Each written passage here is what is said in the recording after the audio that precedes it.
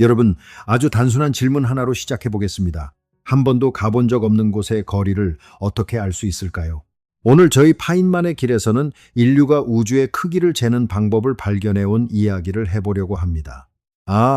망원경이나 인공위성 이야기가 아닙니다. 그런 것들이 생기기 훨씬 전 맨눈과 그림자와 몇 가지 논리만으로 어떻게 우리가 상상조차 하기 힘든 거리를 측정하게 됐는지 그 이야기입니다.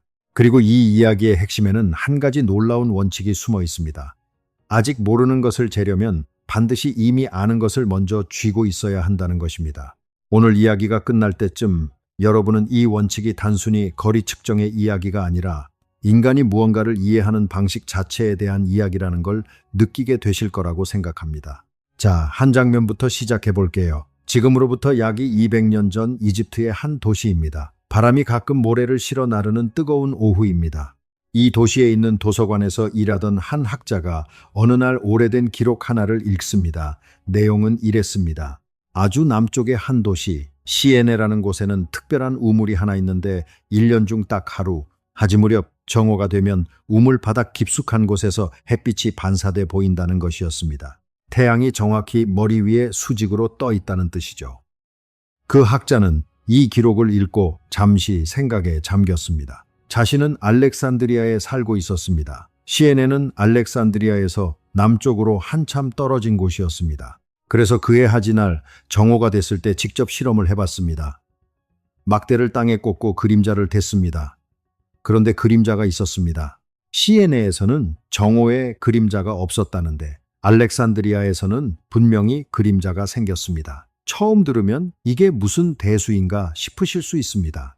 남쪽 도시에서는 그림자가 없고 북쪽 도시에서는 그림자가 있다니 그냥 위치 차이 아닌가 하고요. 하지만 이 학자는 달랐습니다. 이 작은 차이가 무언가 깊은 것을 말해주고 있다고 느꼈습니다. 잠깐 같이 생각해 보시죠. 만약 지구가 평평하다면 두 도시에서 동시에 햇빛이 같은 각도로 내리쬐야 합니다. 시에네에서 수직이면 알렉산드리아에서도 수직이어야 하죠. 그런데 그렇지 않았습니다. 태양이 알렉산드리아에서는 약간 기울어져 있었고 시에네에서는 수직이었습니다. 이건 두 가지 중 하나를 의미합니다. 태양이 아주 가까이 있어서 두 도시에서 각도가 다르게 느껴지거나 아니면 지구 자체가 둥글어서 두 도시가 지구 표면 위 서로 다른 방향을 향하고 있거나 이 학자는 지구가 둥글다는 쪽을 택했습니다. 그 설명이 더 자연스럽고 더 많은 관측을 설명할 수 있었으니까요. 그리고 거기서 한 발 더 나아갔습니다. 그림자 각도를 정밀하게 재보니 약 7도였습니다. 원을 한 바퀴 돌면 360도니까 7도는 전체의 약 50분의 1에 해당합니다.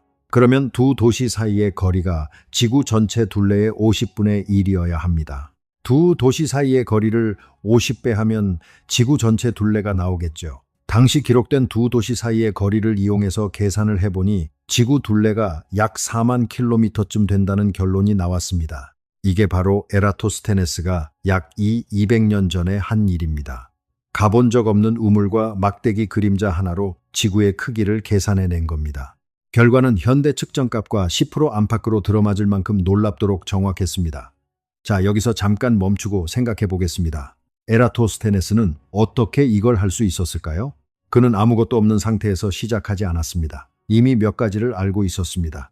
태양이 충분히 멀리 있어서 그 빛이 사실상 평행하게 온다는 것, 두 도시 사이의 거리, 그리고 빛이 만드는 각도를 재는 방법, 이것들이 발판이었습니다. 그 발판 위에서 지금까지 아무도 재지 못했던 것을 텄습니다.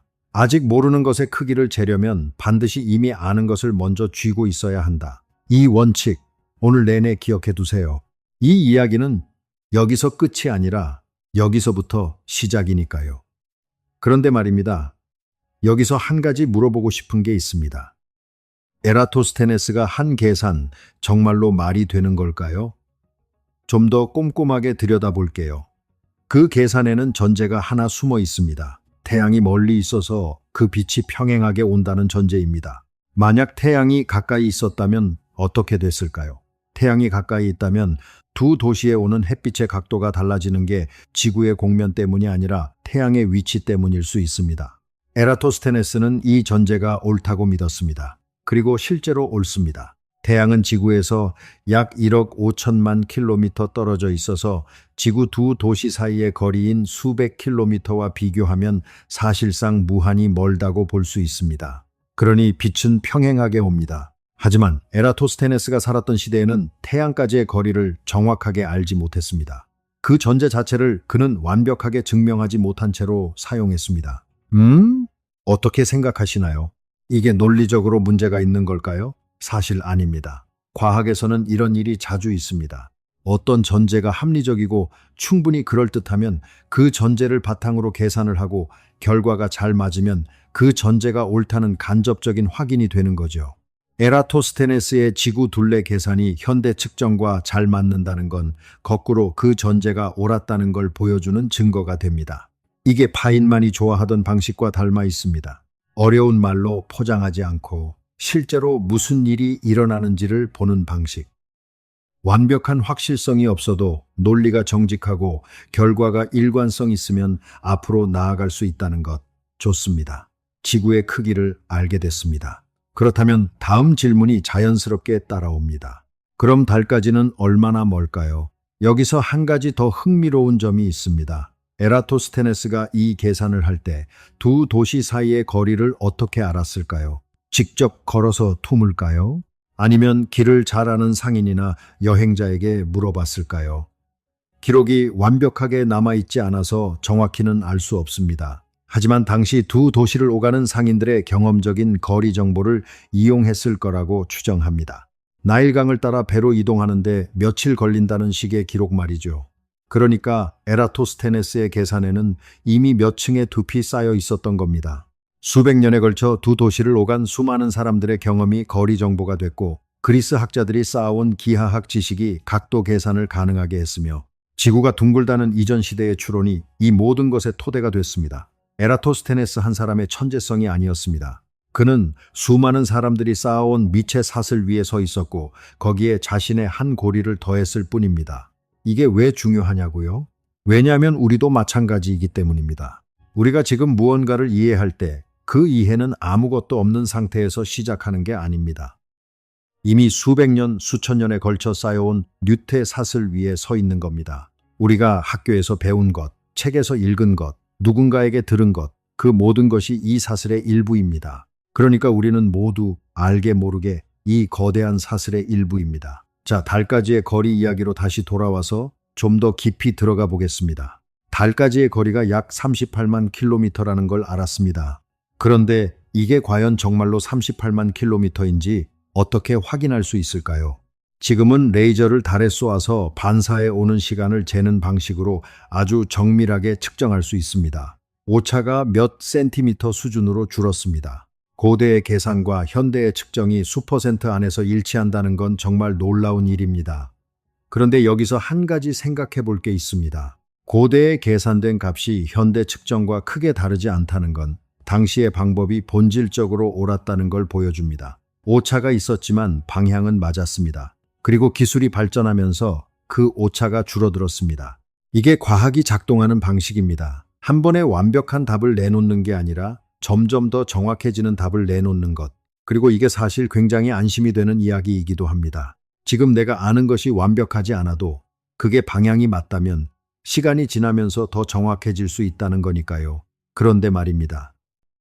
여기서 한층 더 깊은 질문 하나가 머리를 스칩니다. 케플러 이야기를 다시 생각해 보시죠. 그는 화성의 궤도가 타원이라는 걸 알아냈습니다. 그런데 왜 타원일까요?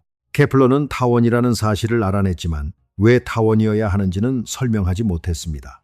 그 설명이 나온 건 수십 년 후 뉴턴의 중력 이론에서였습니다. 두 물체 사이의 거리의 제곱에 반비례하는 인력이 작용한다는 법칙에서 행성의 궤도가 타원이 된다는 것이 수학적으로 증명됐습니다. 케플러가 현상을 발견했고 뉴턴이 그 현상이 왜 일어나는지를 설명했습니다.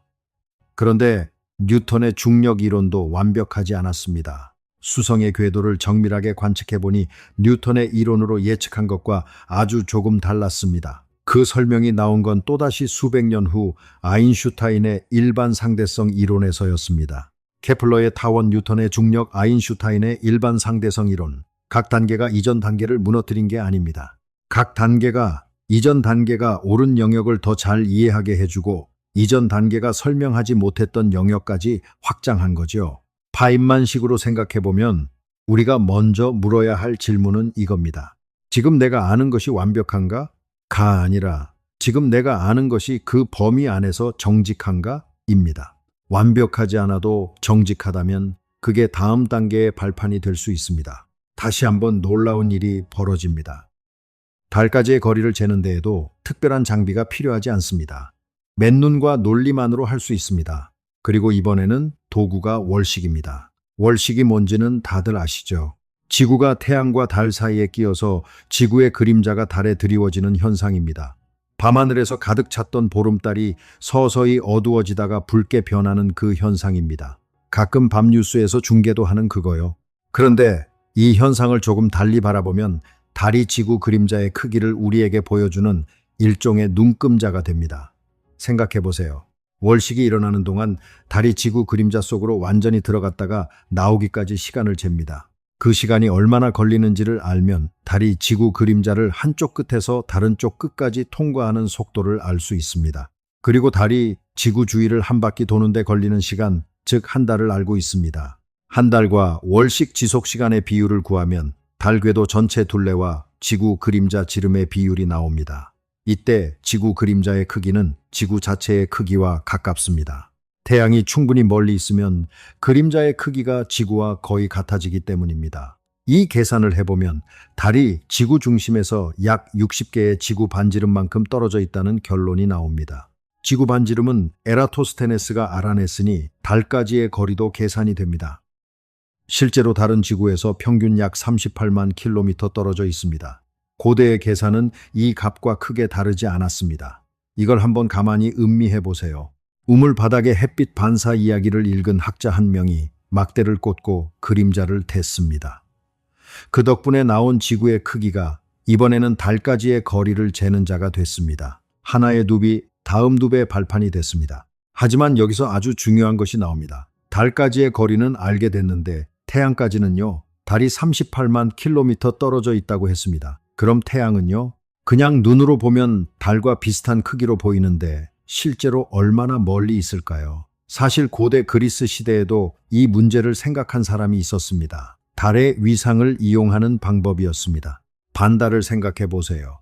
반달처럼 보이는 건 지구에서 바라볼 때 달이 받은 빛의 절반만 보이는 위치에 있을 때입니다. 이때 태양, 달, 지구 사이에 특별한 기하학적 관계가 생깁니다. 달과 지구를 잇는 선, 그리고 달과 태양을 잇는 선이 서로 직각을 이루게 됩니다. 직각 삼각형이 생기는 거죠.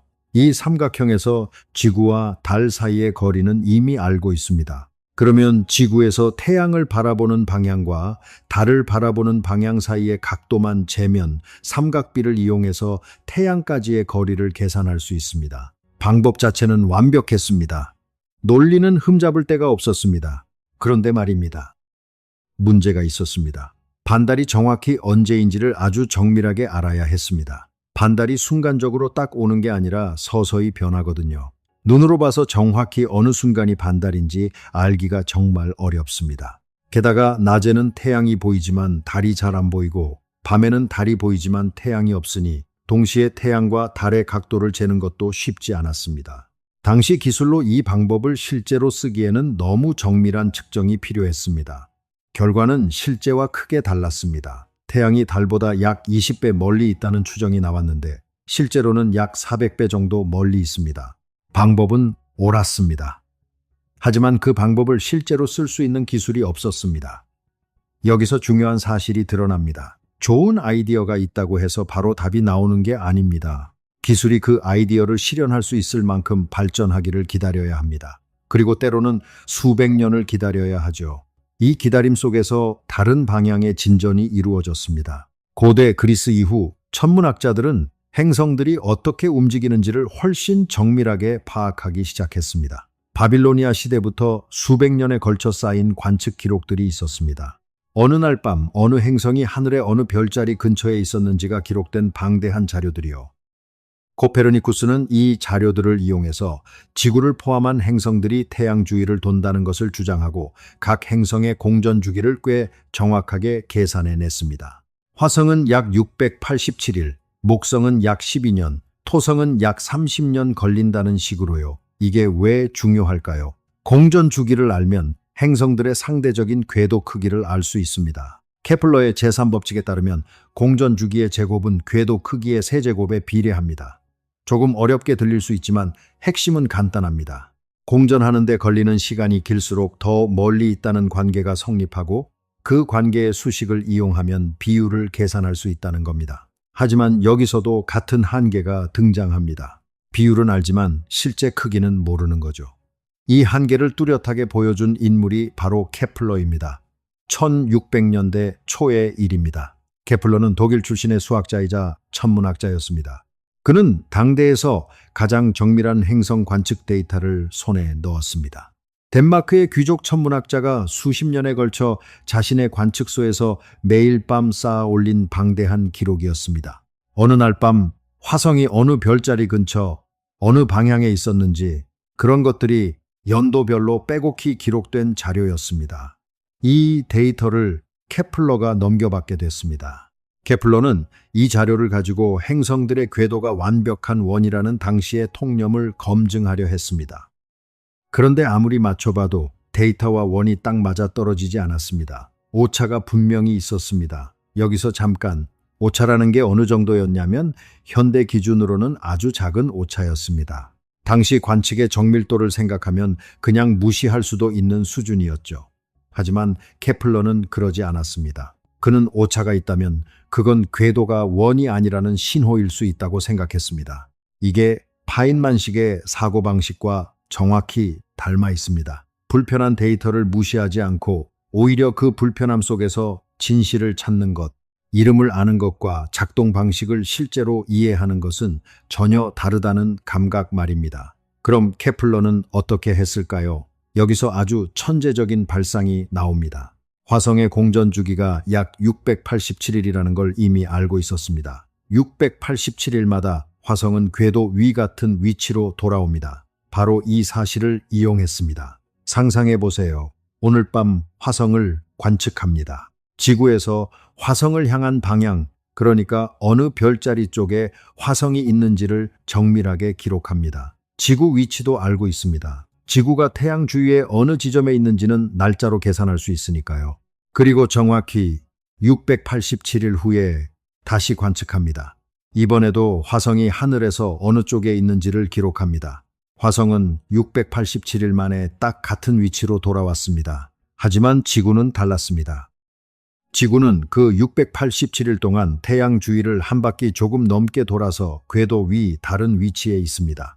이제 두 번의 관측에서 지구는 서로 다른 위치에 있었고 화성은 같은 위치에 있었습니다. 그러니까 지구의 두 위치에서 각각 화성 방향으로 선을 그으면 그 두 선이 만나는 점이 바로 화성의 위치입니다.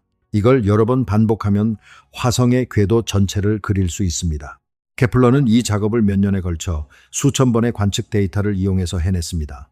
그리고 결과는 놀라웠습니다. 화성의 궤도는 원이 아니었습니다. 조금 납작한 타원이었습니다. 지구도 마찬가지였습니다. 완벽한 원이 아니라 타원이었고 태양이 그 타원의 정중앙이 아니라 약간 한쪽으로 치우친 위치에 있었습니다. 그리고 케플러는 한 가지를 더 발견했습니다. 행성이 태양에 가까울 때는 더 빨리 움직이고 멀 때는 더 느리게 움직인다는 것이었습니다. 그리고 그 속도 변화에는 아름다운 규칙이 있었습니다. 일정 시간 동안 행성이 쓸고 지나가는 넓이가 항상 같았습니다. 태양에 가까울 때는 좁고 긴 부채꼴을, 멀 때는 넓고 짧은 부채꼴을 그리는데 그 넓이가 같다는 것이었습니다. 이게 바로 케플러의 법칙들입니다. 지금도 교과서에 실려 있는 내용이죠. 잠깐요. 여기서 아주 중요한 걸 짚어야 합니다. 케플러가 이 모든 계산을 통해 알아낸 건 궤도의 모양과 비율입니다. 각 행성의 궤도가 어떤 형태인지, 서로 비교해서 얼마나 큰지의 비율. 하지만 여기에는 없는 게 있습니다. 실제 크기, 즉 절대적인 거리입니다. 케플러는 태양에서 지구까지의 거리가 태양에서 화성까지의 거리보다 약 35% 짧다는 걸 알아냈습니다. 비율을 안 거죠. 하지만 정작 지구에서 태양까지가 몇 킬로미터인지는 여전히 몰랐습니다. 여기서 지도 비율을 다시 꺼내보겠습니다. 여러분, 지도를 생각해 보세요. 한국 지도가 있습니다. 그 지도에는 서울에서 부산, 부산에서 대구, 대구에서 광주까지의 상대적인 위치와 비율이 정확하게 담겨 있습니다. 어느 도시가 어느 방향에 있고 서로 얼마나 가까운지 먼지를 비율로 알 수 있습니다. 그런데 이 지도로는 서울에서 부산이 실제로 몇 킬로미터인지를 알 수 없습니다. 지도 아래에 있는 축척, 그러니까 1cm가 몇 킬로미터인지를 보여주는 정보가 없으면요. 케플러가 바로 이 상황에 있었습니다. 태양계의 지도를 완벽하게 그렸는데 그 지도의 축척을 몰랐습니다. 따라오고 계시죠? 지구의 크기를 알면 달까지의 거리가 나오고 행성 궤도의 비율을 알면 태양계의 지도가 그려지는데 그 지도 위의 거리가 실제로 몇 킬로미터인지를 모르는 거예요. 딱 하나의 실제 거리만 알면 나머지는 전부 따라옵니다. 그 하나가 바로 지구에서 태양까지의 거리였습니다. 이 문제가 얼마나 중요한지 당시 천문학자들은 누구나 알고 있었습니다. 지구에서 태양까지의 거리, 이른바 천문 단위 하나만 정확히 재면 태양계 전체가 지도처럼 펼쳐지니까요. 그렇다면 인류는 결국 어떻게 이 거리를 재게 됐을까요? 아직 가장 흥미로운 부분은 말씀드리지 않았습니다. 태양까지의 거리를 정확하게 재는 방법이 나타난 건 17세기 말이었습니다. 그것도 아주 예상치 못한 방법으로요. 바로 시차를 이용하는 것이었습니다. 시차가 뭔지 지금 바로 경험해 보실 수 있습니다. 손가락 하나를 눈앞에 세워보세요. 그리고 왼쪽 눈을 감았다, 오른쪽 눈을 감았다 해보세요. 손가락이 배경에 대해서 좌우로 움직이는 것처럼 보이죠? 두 눈의 간격이 있기 때문입니다. 가까울수록 더 많이 움직이고 멀수록 덜 움직입니다. 두 눈의 간격과 그 이동폭을 알면 손가락까지의 거리를 계산할 수 있습니다. 하늘의 천체에도 똑같은 원리를 쓸 수 있습니다. 지구 위의 두 곳에서 동시에 같은 천체를 관측하면 그 천체가 배경의 먼 별들에 대해 조금 다른 위치로 보일 겁니다. 두 관측 지점의 간격이 클수록 그리고 천체가 가까울수록 이 차이가 크게 나타납니다. 그럼 어떤 천체를 골라야 할까요? 태양은 직접 보기도 어렵고 배경 별들을 동시에 보기도 어렵습니다. 달은 너무 가까워서 이 방법으로 태양까지의 거리를 간접적으로 추정하기가 복잡합니다. 그렇다면 지구에서 상대적으로 가까이 접근하는 행성을 이용하면 어떨까요? 바로 화성이었습니다. 자, 이제 아주 흥미로운 질문 하나를 던져볼게요. 여러분이 케플러라면 어떻게 했을 것 같으세요? 수십 년분의 관측 데이터가 있습니다. 행성들이 밤하늘에서 어느 위치에 있었는지를 기록한 자료들이요. 그런데 이 자료들만 보고는 행성이 실제로 어디 있는지 알 수 없습니다. 방향만 알 뿐 거리는 모릅니다. 퇴근길 지하철에서 창밖으로 멀리 보이는 산을 생각해 보세요. 산이 어느 방향에 있는지는 알 수 있지만 얼마나 먼지는 눈만으로는 알 수 없습니다. 멀리 있어서 작게 보이는 건지 아니면 원래 작은 산인 건지를 구분할 방법이 없으니까요. 케플러의 상황이 딱 이랬습니다. 방향은 알고 거리는 모릅니다. 그런데 케플러는 여기서 포기하지 않았습니다. 그는 방향만으로도 뭔가를 할 수 있다는 걸 알아챘습니다. 바로 시간이 도구가 된다는 것을 687일마다 화성이 같은 자리로 돌아온다는 걸 이용해서 화성의 위치를 고정점으로 만들었습니다. 그리고 여러 시점의 지구 위치에서 그 고정점을 바라봤습니다. 삼각형을 그린 겁니다. 이게 왜 천재적이냐고요? 왜냐하면 문제를 정면으로 풀려고 하지 않았기 때문입니다. 모르는 것, 즉 화성의 위치를 직접 구하려 하지 않고 모르는 것을 고정시켜버리는 방법을 찾은 겁니다. 모르는 것이 변하지 않는다면 아는 것들이 변하면서 그 모르는 것을 애워쌀 수 있으니까요. 이건 수학적 트릭이 아닙니다. 사고방식의 전환입니다. 막혀 있으면 돌아가는 것, 직접 답을 구하기 어려우면 답을 고정시켜 놓고 다른 것들을 움직이는 것. 이런 식의 사고를 파인만은 아주 좋아했습니다. 어떤 문제든 정면으로만 부딪힐 필요가 없다는 것. 문제를 다른 각도에서 바라보면 갑자기 풀리는 경우가 있다는 것. 그리고 케플러가 이렇게 해서 얻어낸 것이 뭔지 다시 한번 생각해 보세요. 그는 행성들의 궤도를 수학적으로 정확하게 기술하는 법칙들을 찾아냈습니다. 하지만 그 법칙들이 왜 성립하는지는 설명하지 못했습니다. 타원이라는 사실을 알았지만 왜 타원인지는 몰랐습니다. 그걸 설명하는데 수십 년이 더 걸렸고 그게 뉴턴이 했습니다. 뉴턴이 케플러의 법칙들을 보고 뭘 한 줄 아세요? 케플러의 법칙들이 성립하려면 중력이 어떤 법칙을 따라야 하는지를 거꾸로 계산했습니다. 현상에서 원인으로 거슬러 올라간 겁니다. 이게 바로 지도와 땅의 관계입니다. 케플러가 지도를 그렸다면 뉴턴은 그 지도가 왜 그 모양인지를 설명하는 지리학을 만든 겁니다. 그리고 아인슈타인은 그 지리학이 더 근본적인 법칙의 근사치라는 걸 보여줬고요. 각 단계가 이전 단계를 포함하면서 확장했습니다. 이게 과학 지식이 쌓이는 방식입니다. 그런데 이 이야기에서 저를 가장 놀라게 하는 부분이 있습니다. 케플러는 자신이 발견한 법칙들이 수십 년 후 뉴턴에 의해 설명될 거라는 걸 몰랐습니다. 뉴턴이 자신의 중력 이론이 수백 년 후 아인슈타인에 의해 수정될 거라는 걸 몰랐습니다. 그들은 자신의 시대에 자신이 알고 있는 것으로 할 수 있는 최선을 다했습니다. 그리고 그것이 다음 사람의 발판이 됐습니다. 지금 우리도 마찬가지입니다. 우리가 지금 아는 것이 먼 미래의 누군가에게 어떤 발판이 될지 모릅니다. 하지만 지금 아는 것을 정직하게 다음 질문으로 연결한다면 그 연결은 끊기지 않을 겁니다. 화성이 지구와 가장 가까워지는 시기에 지구 위에 아주 멀리 떨어진 두 곳에서 동시에 화성의 위치를 정밀하게 관측하는 겁니다. 예를 들어 유럽과 아프리카 남단 또는 유럽과 남아메리카처럼요. 그 두 곳에서 화성이 하늘의 배경 별들에 대해 약간 다른 위치로 보일 겁니다. 그 차이를 재면 화성까지의 거리를 계산할 수 있습니다. 그리고 화성까지의 거리를 알면 케플러가 알아낸 비율 덕분에 지구에서 태양까지의 거리도 바로 나오죠. 이 원리를 실제로 이용해서 17세기 말에 처음으로 지구에서 태양까지의 거리를 상당히 정확하게 측정하게 됩니다. 그 거리가 얼마나 됐냐면 약 1억 4천만 킬로미터 정도였습니다. 현대의 정밀 측정값인 약 1억 5천만 킬로미터와 꽤 비슷하죠. 드디어 지도에 축척이 생겼습니다. 이 하나의 거리가 생기자 태양계 전체가 펼쳐졌습니다. 케플러가 알아낸 비율의 이 거리를 곱하면 각 행성까지의 실제 거리가 나왔습니다.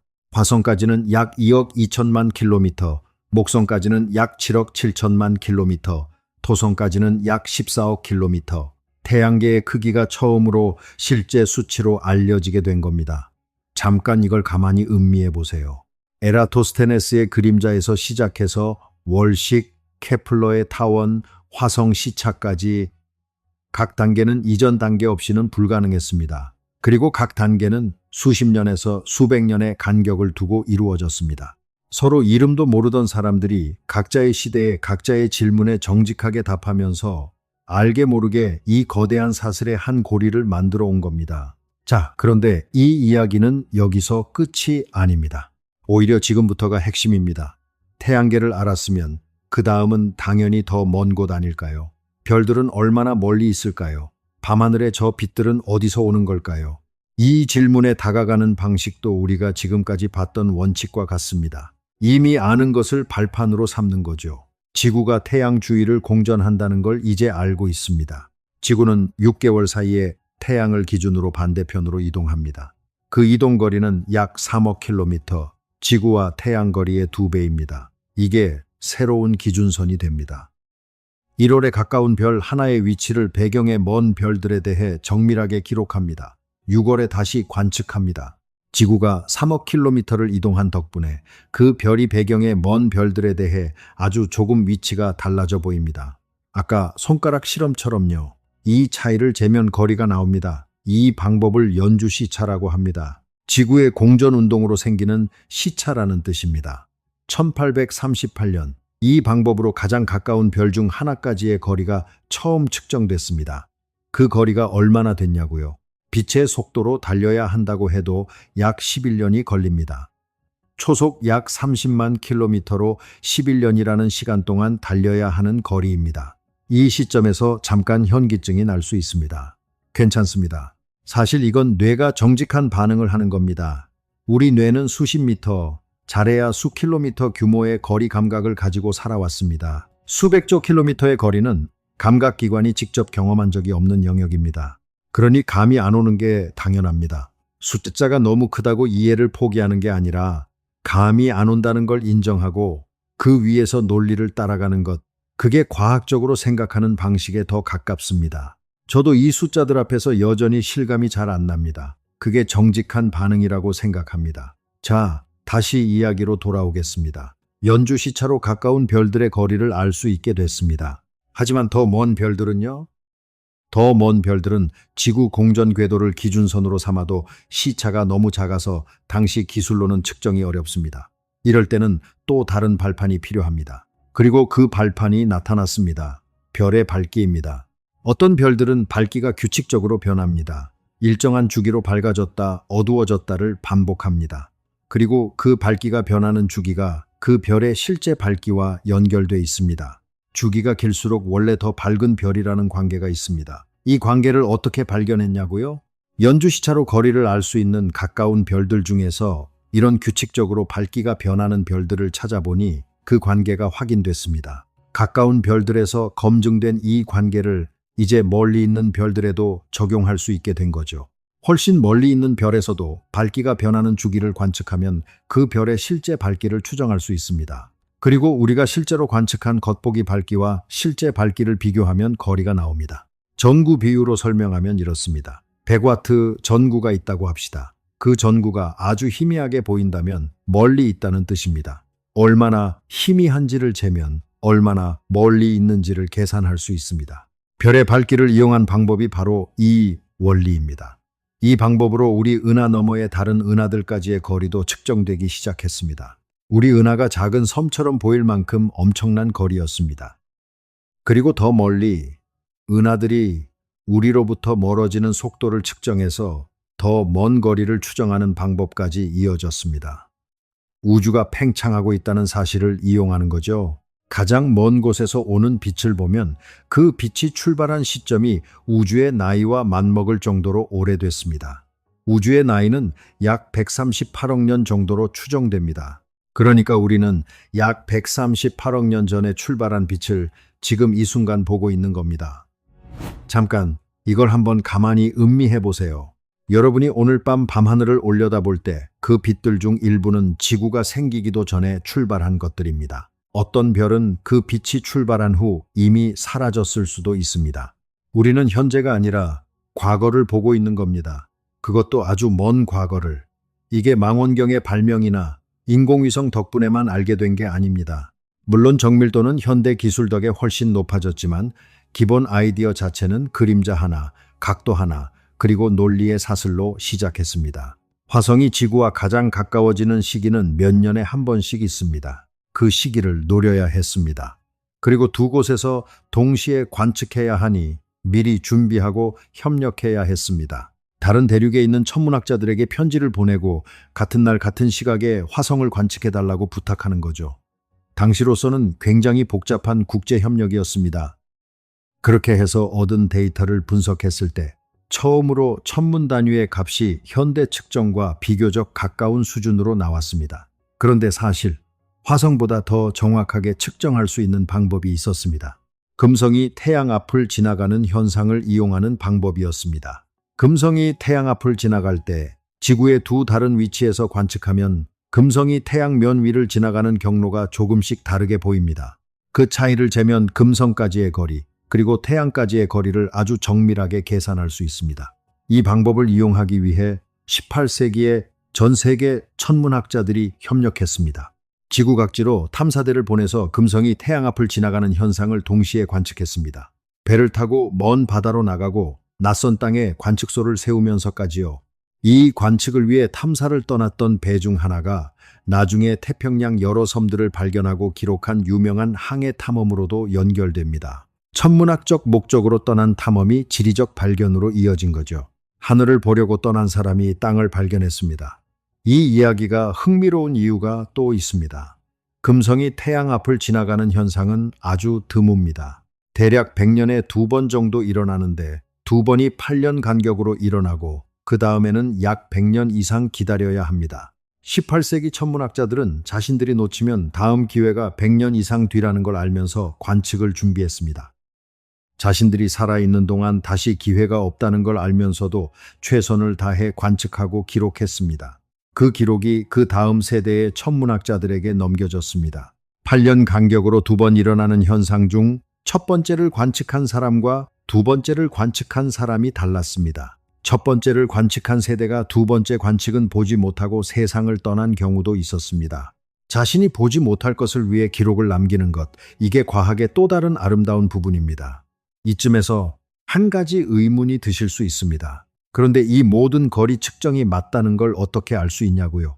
직접 가보지 않았는데. 좋은 질문입니다. 그리고 이게 사실 과학의 가장 아름다운 부분 중 하나입니다. 여러 가지 방법이 서로 독립적으로 같은 결론을 내놓을 때 그 결론이 옳을 가능성이 아주 높아집니다. 왜냐하면 서로 다른 방법들이 같은 실수를 할 가능성은 낮으니까요. 예를 들어볼게요. 달까지의 거리를 월식으로 계산한 결과가 있습니다. 나중에는 달에서 반사되는 레이저 빛의 왕복 시간으로도 잴 수 있게 됐습니다. 두 방법이 완전히 다른 원리를 사용하는데 같은 결과가 나왔습니다. 이게 단순한 우연일까요? 아니면 두 방법이 모두 진실을 향하고 있다는 증거일까요? 이런 독립적인 검증이 여러 겹으로 쌓일수록 우리는 더 확신을 가질 수 있습니다.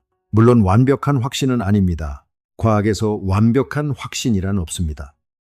하지만 여러 독립적인 방법들이 수렴할 때 우리가 진실에 가까이 있을 가능성이 높다는 건 합리적인 추론입니다. 자, 이제 별까지의 거리 이야기를 조금 더 음미해 볼게요. 연주 시차로 측정한 가장 가까운 별, 빛이 4년 넘게 달려야 하는 거리. 이게 얼마나 먼 건지 조금 다르게 표현해 볼게요. 현재 인류가 만든 것 중 가장 멀리 간 물체가 있습니다. 1977년에 발사된 탐사선인데 지금까지 수십 년을 날아갔습니다. 초속 17km 정도로요. 그 속도로 가장 가까운 별까지 가려면 약 7만 년이 넘게 걸립니다. 7만 년. 현대 인류 문명이 시작된 지 수천 년밖에 안 됐는데 그보다 훨씬 긴 시간입니다. 그런데 우리는 그 거리를 알고 있습니다. 가보지 않고도. 이쯤에서 아주 흥미로운 질문 하나가 더 생깁니다. 우리는 별까지의 거리를 알고 있다고 했습니다. 그런데 그 별이 거기 있다는 걸 어떻게 알까요? 빛을 보고 알 수 있습니다. 별에서 나온 빛이 우리에게 도달하면 우리는 그 별의 존재를 알 수 있습니다. 그런데 빛이 이동하는데 시간이 걸립니다. 초속 약 30만 킬로미터라는 엄청난 속도로 이동하지만 우주적 거리를 생각하면 그래도 시간이 걸립니다. 가장 가까운 별의 빛이 지구에 닿는데 4년이 넘게 걸립니다. 그러니까 우리가 지금 보는 그 별빛은 4년 전에 출발한 겁니다. 우리는 그 별의 4년 전 모습을 보고 있는 거죠. 태양은요? 태양에서 출발한 빛이 지구에 닿는데 약 8분 20초가 걸립니다. 그러니까 우리가 지금 보는 태양빛은 8분 20초 전에 출발한 겁니다. 만약 지금 이 순간 태양이 갑자기 사라진다면 우리는 8분 20초 후에야 그 사실을 알게 됩니다. 그리고 은하 너머에서 오는 빛은 수백만 년, 수억 년 전에 출발한 것들입니다. 밤하늘은 과거의 사진첩입니다. 우리는 현재의 우주를 보는 게 아니라 각각 다른 시점의 과거들이 겹쳐진 장면을 보고 있는 겁니다. 가까운 별은 몇 년 전, 먼 별은 수백 년 전, 저 희미한 은하들은 수억 년 전의 모습을요. 이게 얼마나 기묘한 일인지 가만히 생각해보면 현기증이 날 것 같기도 합니다. 하지만 동시에 얼마나 놀라운 일인지도요. 우리는 지금 이 자리에 앉아서 수억 년 전의 우주를 보고 있습니다. 타임머신 없이 단지 눈을 들어 하늘을 바라봄으로써. 물론 이것도 정확히 말하면 조금 복잡합니다. 별이 우리에게 보인다는 게 별이 지금도 거기 있다는 보장은 아닙니다. 그 빛이 출발한 후 별이 이미 사라졌을 수도 있습니다. 우리가 보는 건 그 별의 과거 모습일 뿐입니다. 하지만 그게 또 과학이 솔직한 부분이기도 합니다. 우리가 아는 것의 한계를 인정하는 것, 그리고 그 한계 안에서 할 수 있는 최선을 다하는 것. 자, 여기서 이 이야기 전체를 관통하는 무언가를 짚어볼 시간이 됐습니다. 에라토스테네스의 그림자부터 은하까지의 거리까지 이 모든 이야기에는 흥미로운 패턴이 있습니다. 각 단계에서 과학자들은 자신이 풀려는 문제보다 더 작은 문제를 먼저 풀었습니다. 지구 전체를 재려면 두 도시 사이의 거리를 먼저 알아야 했고, 화성의 궤도를 그리려면 화성이 687일마다 같은 자리로 돌아온다는 사실을 먼저 알아야 했으며, 먼 별까지의 거리를 재려면 가까운 별들을 먼저 측정해야 했습니다. 더 큰 문제를 풀기 위해 먼저 더 작은 문제를 풀었습니다. 이게 왜 중요하냐고요? 왜냐하면 우리는 종종 너무 크고 어려운 문제 앞에서 압도되어 버리기 때문입니다. 저도 그렇습니다. 풀어야 할 게 너무 많고 모르는 게 너무 많을 때 어디서 시작해야 할지 막막한 느낌. 그럴 때 에라토스테네스를 생각해 볼 수 있습니다. 그는 지구 전체의 크기를 재려고 했지만 시작점은 아주 작았습니다. 그림자 하나였습니다. 막대기 하나였습니다. 각도 하나였습니다. 가장 작고 단순한 것부터 시작해서 그게 가능하면 다음 단계로 넘어갔습니다. 그리고 여기서 한 가지 더. 각 단계에서 과학자들은 오차를 허용했습니다. 완벽한 답을 요구하지 않았습니다. 충분히 좋은 답이면 다음 단계로 넘어갔습니다. 그리고 다음 단계에서 그 오차가 조금씩 줄었습니다. 만약 에라토스테네스가 지구 둘레를 완벽하게 알 때까지는 다음 단계로 넘어가지 않겠다고 했다면 달까지의 거리는 영원히 몰랐을 겁니다.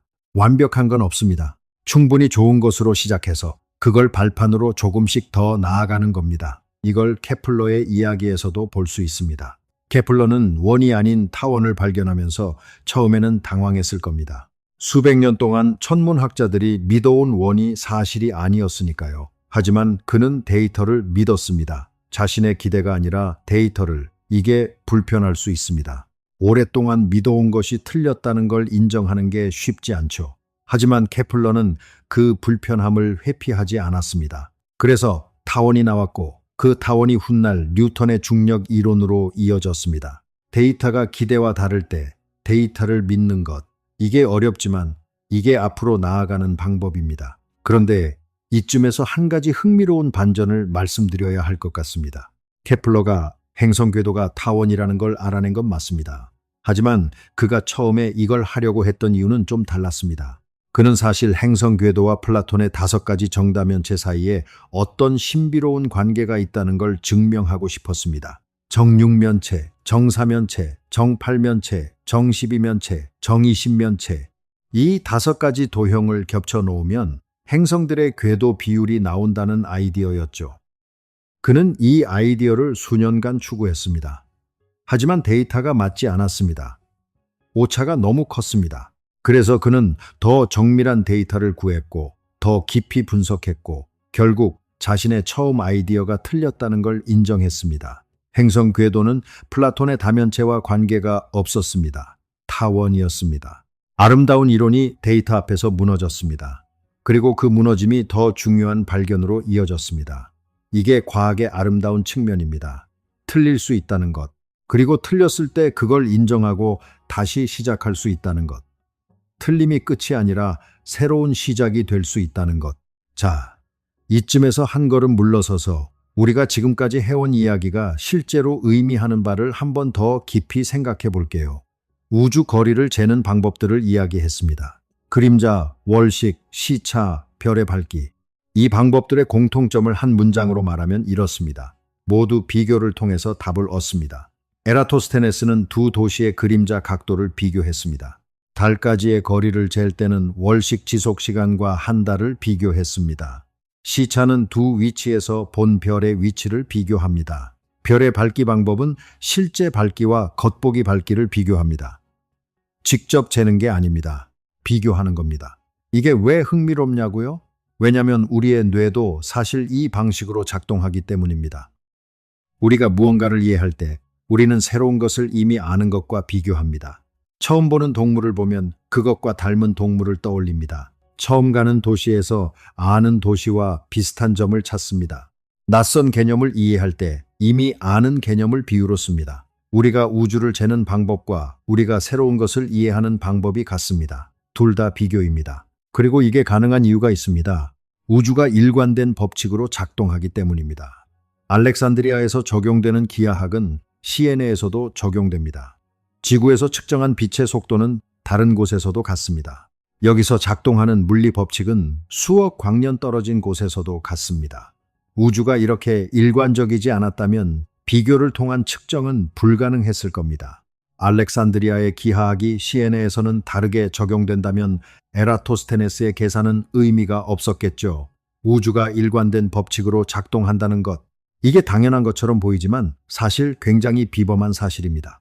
왜 우주는 여기서도 저기서도 수십억 년 전에도 지금도 같은 법칙으로 작동할까요? 솔직히 말씀드리면 그 이유를 우리는 완전히 모릅니다. 우주가 왜 이렇게 일관적인지는 여전히 깊은 미스터리입니다. 하지만 우주가 일관적이라는 사실 자체는 수많은 관측과 실험을 통해 굉장히 잘 확인된 사실입니다. 그리고 그 일관성 덕분에 우리는 한 번도 가보지 않은 곳의 거리를 알 수 있습니다. 한 번도 가보지 않은 시대의 우주를 엿볼 수 있습니다. 자, 이 이야기가 여기까지 왔는데 처음 질문으로 돌아갈 준비가 됐습니다. 그 전에 한 가지만 더 짚어볼게요. 오늘 이야기를 통해 우리는 에라토스테네스, 케플러, 그리고 이름 없는 수많은 사람들이 이 사슬을 이어왔다는 걸 봤습니다. 그런데 이 사슬은 언제 끝날까요? 끝나지 않습니다. 지금 이 순간에도 이 사슬은 이어지고 있습니다. 더 정밀한 관측 장비로 더 먼 거리를 측정하려는 사람들, 우주의 팽창 속도를 더 정확하게 알아내려는 사람들, 우리가 아직 모르는 우주의 어두운 부분들을 이해하려는 사람들, 그리고 어쩌면 먼 미래에 지금 우리가 모르는 방법으로 지금 우리가 상상하지 못하는 거리를 재는 사람들이 있을 겁니다. 그들은 지금 우리가 쌓고 있는 밉의 어깨 위에 서 있겠죠. 그 사슬의 맨 앞에 있는 게 에라토스테네스의 막대기 그림자라고 생각하면 참 감동적이지 않습니까? 여기서 잠깐 솔직히 한 가지를 말씀드려야 할 것 같습니다. 오늘 제가 이야기한 방법들은 많이 단순화된 설명입니다. 실제로 과학자들이 한 계산은 훨씬 복잡하고 오차를 줄이기 위해 여러 번 반복 측정을 했으며 제가 설명한 것보다 훨씬 많은 중간 단계들이 있었습니다. 케플러의 궤도 계산만 해도 수년에 걸친 엄청난 계산이었고 당시에는 계산기가 없었으니 손으로 다 계산해야 했습니다. 별의 밝기를 이용하는 방법도 어떤 별이 그 규칙을 따르는지 먼저 검증해야 하는 복잡한 과정이 있었습니다. 우주거리 사슬은 지금도 계속 정밀해지고 있습니다. 어떤 부분은 여전히 논쟁 중인 영역도 있습니다. 특히 아주 멀리 있는 거리를 잴 때는 서로 다른 방법들이 약간씩 다른 값을 내놓는 경우도 있습니다. 과학자들이 지금도 이 부분을 정밀하게 맞추려고 노력하고 있습니다. 과학은 한 번에 완성된 그림이 아닙니다. 계속 고쳐지고 정밀해지는 지도입니다. 그리고 사실 그게 더 흥미롭습니다. 케플러 이야기를 다시 생각해 보세요.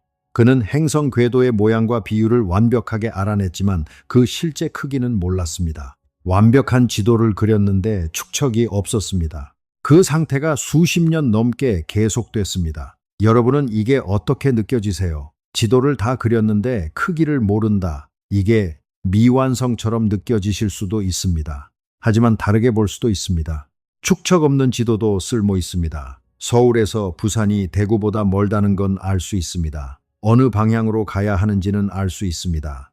어떤 경로가 지름길인지도 알 수 있습니다. 아무것도 없는 것보다 훨씬 많은 것을 알 수 있습니다. 과학의 지식이 다 그렇습니다.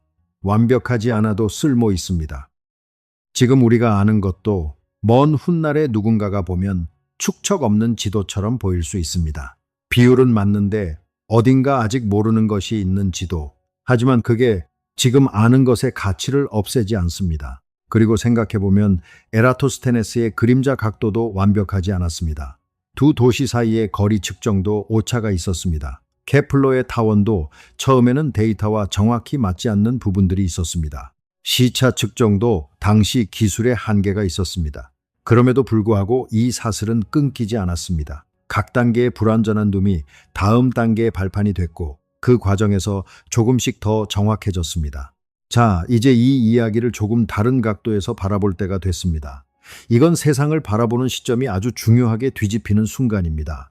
우리가 지금까지 본 것들, 에라토스테네스의 그림자, 월식을 이용한 달까지의 거리, 케플러의 타원 궤도, 화성 시차를 이용한 천문 단위, 연주 시차로 재는 별까지의 거리, 별의 밝기를 이용한 은하까지의 거리, 이 모든 방법에는 공통점이 하나 있습니다. 아무도 직접 가지 않았습니다. 지구에서 한 발짝도 떠나지 않고 관측하고 비교하고 논리를 따라갔습니다. 그것만으로 138억 광년 거리의 우주를 측정했습니다. 어떻게 이게 가능했을까요? 우리가 이야기했던 원칙 덕분입니다.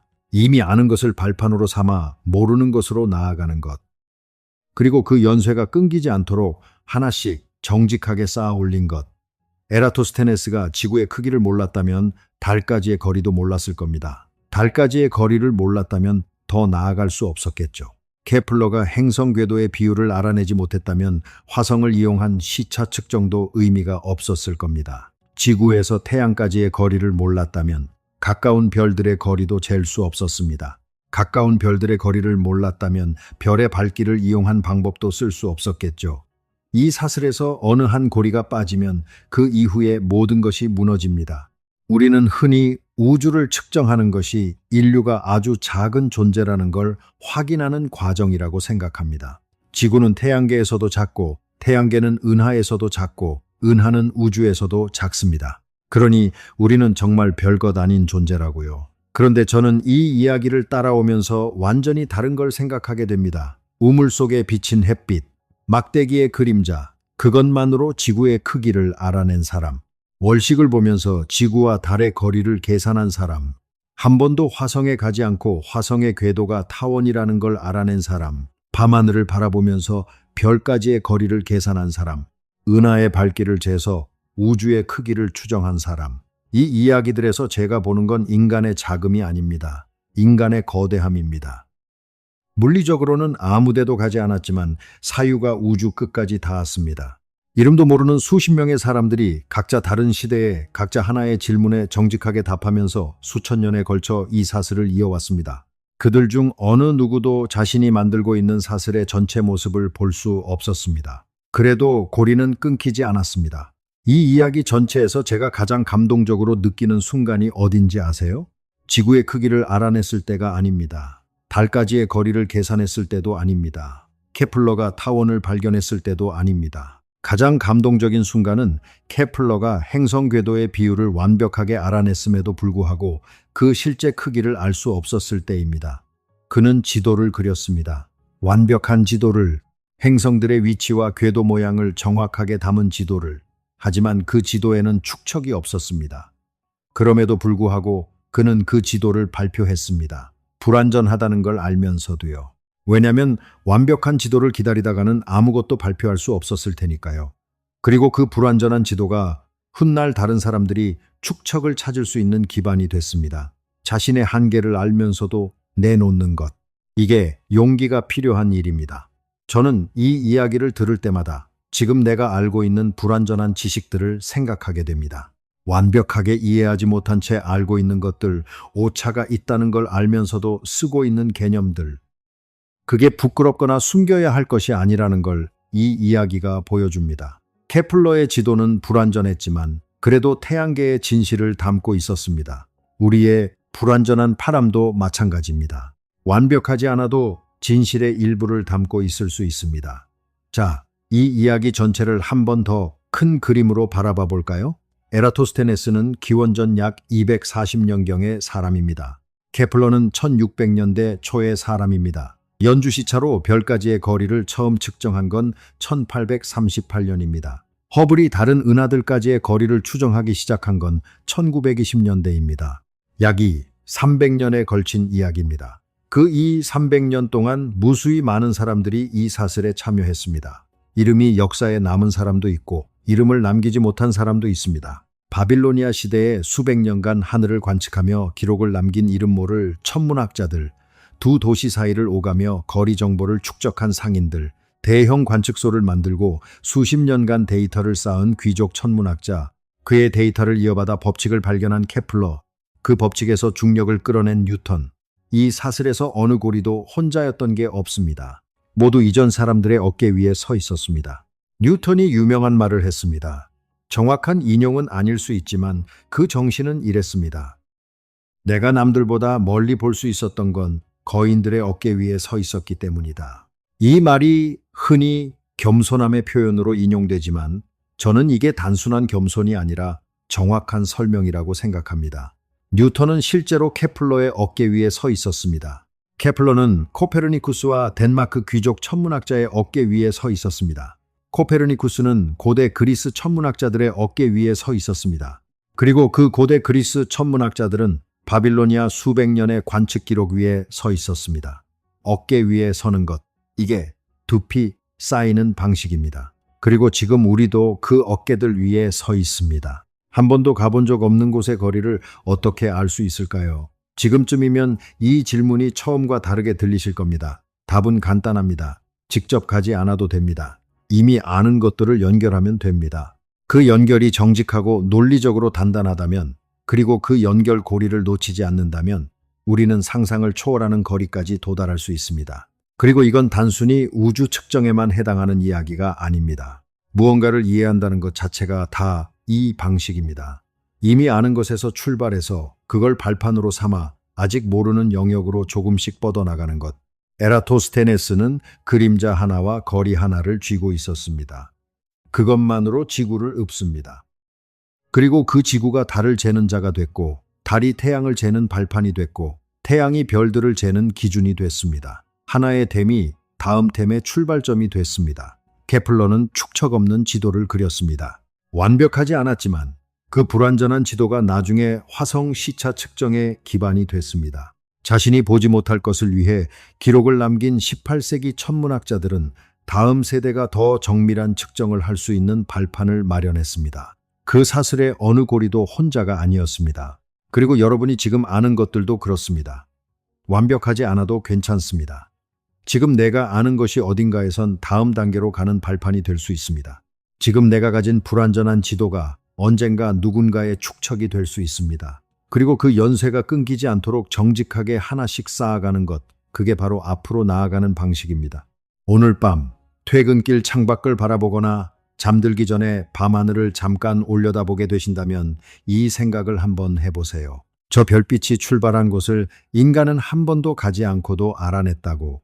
그리고 그건 특별한 천재만이 아니라 이미 아는 것을 정직하게 다음 질문으로 연결한 수많은 사람들이 함께 이뤄낸 일이라고.